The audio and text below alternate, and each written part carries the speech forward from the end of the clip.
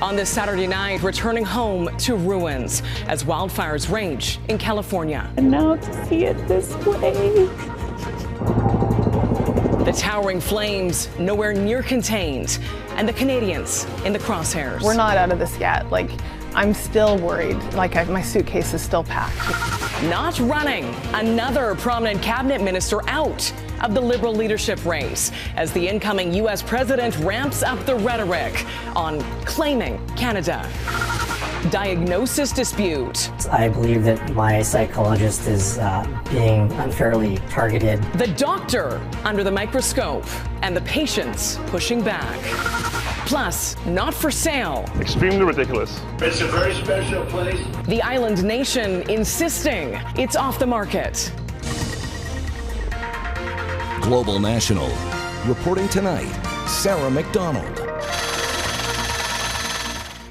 Incredible images from the Palisades fire in Greater Los Angeles overnight as shifting winds helped it grow, prompting fresh evacuation orders in a city that is already on edge. Good evening and thanks for joining us. Firefighters in Southern California have unleashed a full-out aerial assault on multiple raging wildfires today. Crews are scrambling to contain as much of the inferno as possible, as forecasters warn of more challenging weather that could only fan the flames. We worked so hard to get here, and now to see it this way.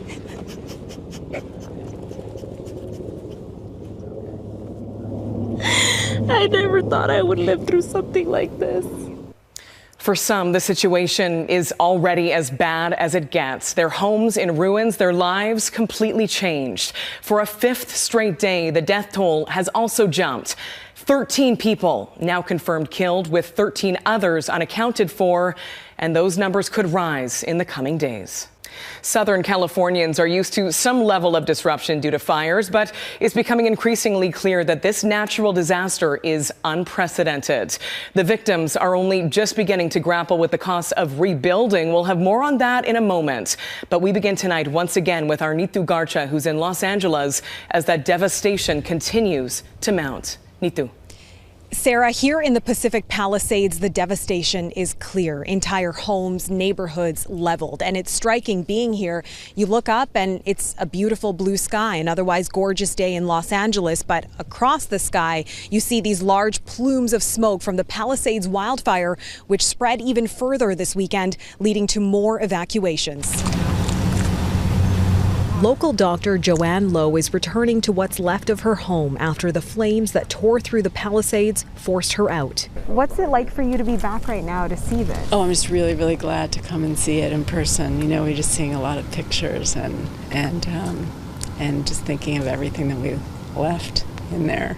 The toll from this firestorm is becoming increasingly apparent as neighborhoods once filled with life now stand in ruin. We're all mostly safe, and I just keep pulling that in when I start feeling really terrible. So time feels frozen for families like hers. A broken clock and charred flag just down the street, reminders that life as they knew it has stopped. It was like eerie, flame, things with the embers flying around. This 69-year-old Altadena man returned to save his home Friday night. As firefighters battle persistent flare-ups, we're learning more about the cause of another layer of confusion that's added to the chaos. Officials say the cause of those erroneous evacuation warnings is because of outdated alerts stored in the system. They were sent out to the public when towers came back online after initial outages. We are very grateful to our federal and state partners who are working with the cell phone providers to make sure that all of these outdated alerts are flushed from the cell phone towers so that this ceases. Each one of them just sparks new fear, right? Hilary Yang, a Canadian from BC living in LA with her husband, describes the panic of the false alarms. I think there's a sense of we're not out of this yet.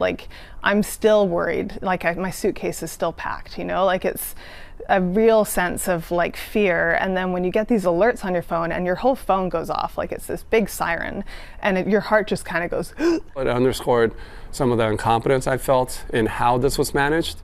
On Wednesday, they feared being evacuated when the Sunset Fire threatening the Hollywood Hills came towards their home. Luckily, it was quickly contained. Looking ahead, you could just see like the entire hillside in our little pocket of view was just red. The Palisades fire spread overnight, leading the University of California, Los Angeles to shift all classes to remote learning as nearby areas were evacuated. The city remains on edge with a curfew enforced to prevent looting and ensure safety. Every miraculous story of a rescue or tragedies that we're encountering, the majority are people who did not heed the warning to leave. The toxic haze has led officials to declare a public health emergency as millions grapple with the poor air quality. As tens of thousands remain without power this weekend, it's hoped that calmer winds will help in the firefight, but those gusts are expected to pick up again early next week. Sarah? Neetu Garcha in Los Angeles. Thank you, Neetu. Even once the flames die down, it will be a long and costly road to recovery.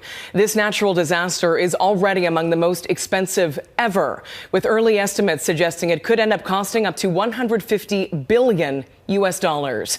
And as Reggie Cicchini explains, the financial futures of so many Californians are now directly tied to insurance. This barren landscape is yet another reminder of the powerful force of nature that's increasingly more difficult to predict. This is where I live, or where I lived. While the U.S. government is promising to spare no expense to assist with the broad recovery, how individual residents move forward is far less certain. In our very high fire severity zones, getting fire insurance has been really, really difficult. In recent years, amid increases in wildfires and floods, 7 of California's top 12 insurance agencies dropped, paused, or limited nearly 3 million policies, including hundreds of thousands in L.A. That forced many consumers onto the California FAIR plan, which is our insurer of last resort. It's essentially a high-cost, low-coverage plan. Not ideal, but the only option for some. Knowing this could act as a financial barrier, the state's insurance commissioner enacted a law prohibiting companies from not renewing customers. But it's still happening, including to Lynn Levin Guzman's 90-year-old parents. These insurance people decided to cancel their fire. And we're going through this, and they have no fire insurance. My primary concern at this very moment is to ensure that wildfire survivors receive the insurance benefits to which they are entitled to. This insurance crisis is a growing problem in America, where storms are stronger and more frequent. In 2024, damages and economic losses came in at a staggering $600 to $700 billion. I am very concerned about folks who may be under or uninsured and what the implications of that are going to be. Insured losses for this firestorm could surpass that of the 2018 Camp Fire, which were record-breaking at the time. Nothing prepares you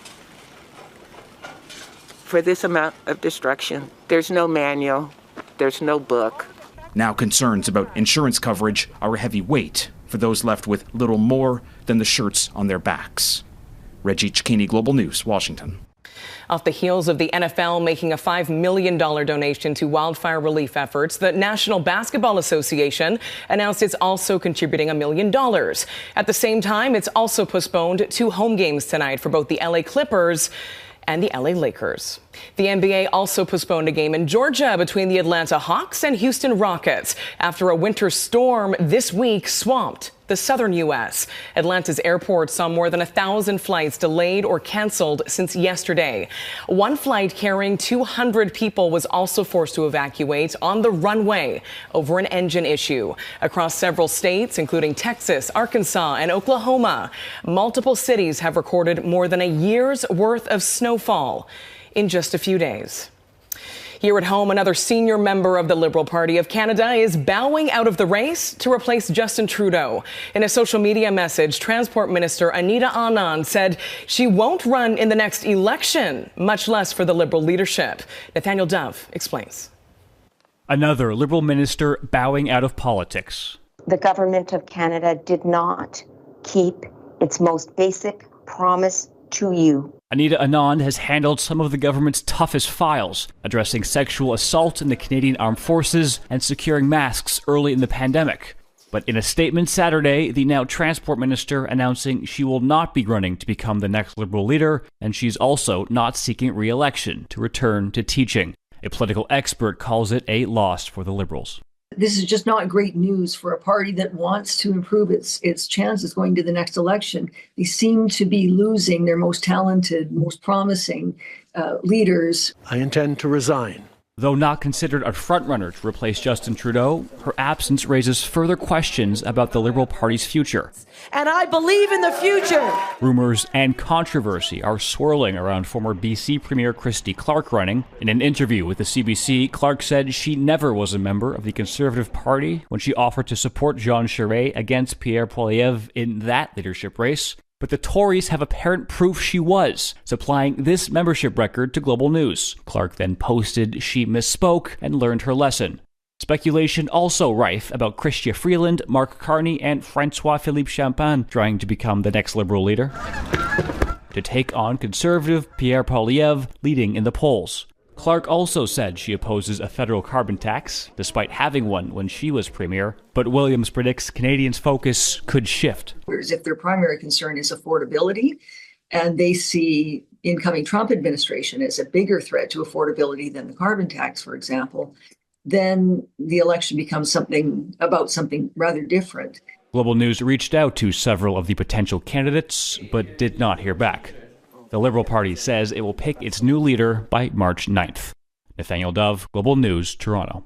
U.S. President-elect Donald Trump ramped up the rhetoric against Canada this week, threatening to use economic force to get rid of the northern border. It follows an onslaught of trash talk from Trump targeting us, its northern neighbor. Mercedes Stevenson has been following this story closely. Mercedes, how does Ottawa deal with this all?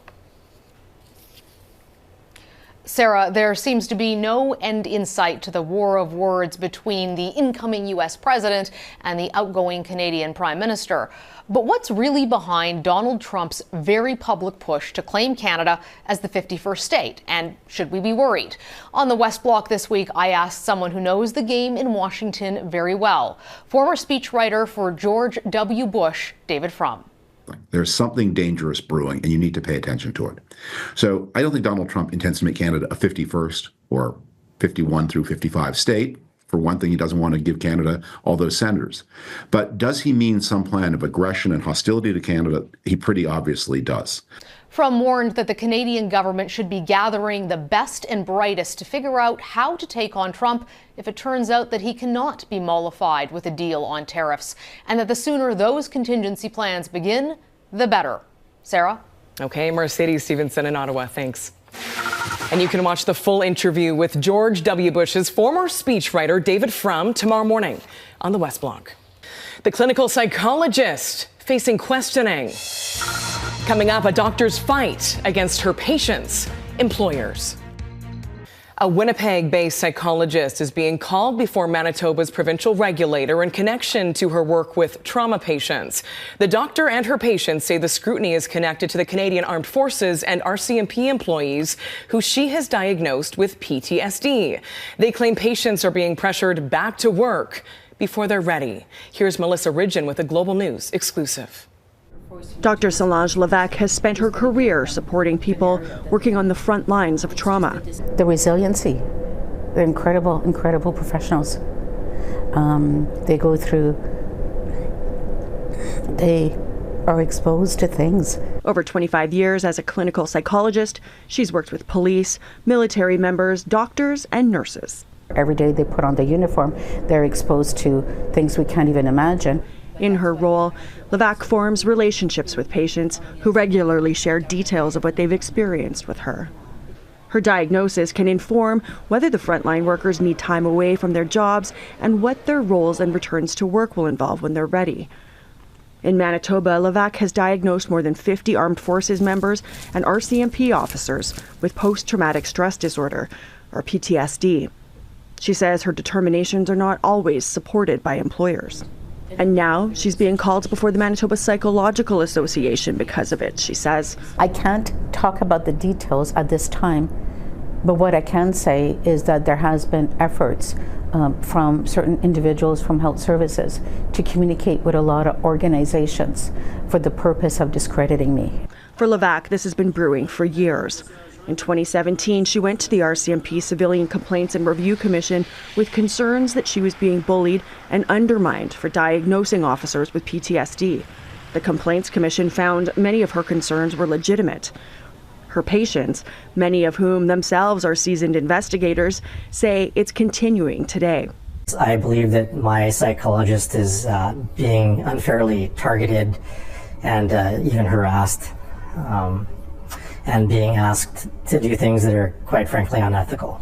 We aren't identifying this man because he remains on active duty and says his employer has pressured Levac to change his diagnosis. Global News has seen correspondence that dismisses her clinical assessment of his case and indicates the employer wants him to return to a high-risk, high-stress environment. If she changed her diagnosis of me, I don't believe I would be sitting here talking to you today. These military veterans are also patients of Levac and believe she's been targeted. So there's a shortage of currently serving members of the RCMP and military, and they need those people to keep their jobs. And we're here basically just to get Solange back onto the good books and get her name cleared. I was hit by a mortar in Afghanistan. I have suffered very traumatic events. So how can I be misdiagnosed? Levac says she feels RCMP Occupational Health Services, which handles members' health, safety, and fitness for duty, is behind the complaints made to her regulatory board, now putting her license at risk. It means everybody's at risk. I mean, you get a person who is, even though they're very highly skilled, they're very good and whatnot, they could just lose it. The RCMP tells Global News the health and safety of employees is a top priority and essential to public safety, and they have zero tolerance for the outdated attitude that mental health injuries are not real. I just feel that I'm subjected to ongoing retaliation because I'm the whistleblower. But more than that, worse than that, is that you have RCMP members and vets who have been caught in the crossfire. Levac's hearing begins Monday. She will continue her practice until the regulator makes its ruling. Melissa Ridgen in Winnipeg. Thank you. Ahead, the North Korean soldiers captured in Ukraine and why they were likely not fighting alone. A significant setback today for South Korean investigators who revealed the flight recorders from that deadly Jeju airplane crash last month are missing crucial data. In a statement, South Korea's Ministry of Transport says officials are looking into why the so-called black boxes stopped working in the final 4 minutes of that flight. The flight data and cockpit voice recorder during that time are crucial in determining why the plane crash landed, killing 179 people. Ukraine's wartime leader, President Volodymyr Zelensky, says his forces captured 2 North Korean soldiers fighting for Russia. The 2 soldiers were detained after being wounded during Ukraine's latest offensive in the Kursk region and are being questioned by Ukraine's security service in Kyiv. Ukraine says Russian forces usually execute injured soldiers to erase any evidence of North Korean involvement in the war. We are hearing tonight from the daughter of Dominique Pellicot, the French man sentenced last month to 20 years in jail for disturbing crimes that shocked the world. His daughter, speaking to the BBC, says she will never forgive the man that she used to call dad. He was always a sexual pervert. Always. There's no way you can wake up a morning saying, okay, I'm going to drug my wife for rape her. He should die in prison. He is dangerous, man.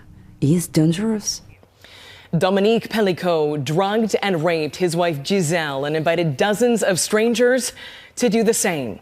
The trial galvanized women in France to demand changes in how sexual-based violence is perceived and dealt with. Next, not on the market. Greenland clarifies once again it's not up for grabs. Greenland is a part of the world that we generally don't hear a lot about in the way of headlines. But the autonomous territory ruled by the Kingdom of Denmark is back on the international radar, whether it likes it or not, and all because of Donald Trump. Vincent McAviney explains. It's a very special place. It needs security for itself, but it also needs security very much for the world. This room of Greenlanders received a special call from President-elect Trump during his son Donald Jr.'s visit this week. They seemed happy to wear the MAGA hats he brought, but not all their fellow countrymen are convinced. It can't be bought. And military power? No, that won't work. I think he is too loud. You can't count on us being taken over by force. Denmark doesn't matter a lot to me. It's just a small country. Our partner should be a great power because Greenland is very wealthy. The president-elect could exploit historic tensions with Denmark, of which Greenland is an autonomous territory. Some Greenlanders want more independence and control over how they manage their natural resources. The United States has attempted to purchase Greenland several times since the 19th century. Though Donald Trump suggested a deal in his first term, analysts believe his seriousness this time may be due to US tech companies' interest in mining the abundant raw minerals climate change is unlocking from the ice. But 3,000 miles away in the Danish capital Copenhagen, there's bemusement at Trump's threat to invade a fellow NATO member's territory. I don't understand what he is doing, quite honestly. Extremely ridiculous. Like, if he wanted something from Greenland, or we have an alliance. While there's ongoing debate about greater independence for Greenland, its leadership and Denmark's Prime Minister are in unison, reiterating that the island is not for sale and never will be. Fellow European leaders have also warned against military action, which would be seen as hostility towards the EU. With Donald Trump's inauguration only a week away, we'll soon see how serious he is about expanding America's borders. Vincent McAviney, Global News, London. And that is Global National for this Saturday night. I'm Sarah McDonald. Tonight's Your Canada is Ottawa's Rideau Canal Skateway, which opened a section to skaters for the first time this winter. Thanks for watching. Hope you'll join us once again tomorrow. Have a great night.